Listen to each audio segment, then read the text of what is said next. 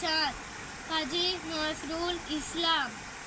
আমি হব সকাল বেলার পাখি, সবার আগে কুসুম বাগে উড়ব আমি রাখি।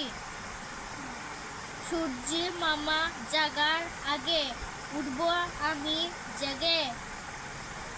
হয়নি সকাল ঘুমো এখন, মা বলবেন রেগে।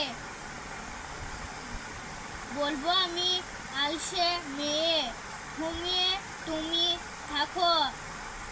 হয়নি সকাল তাই বলে কি সকাল হবে এখন।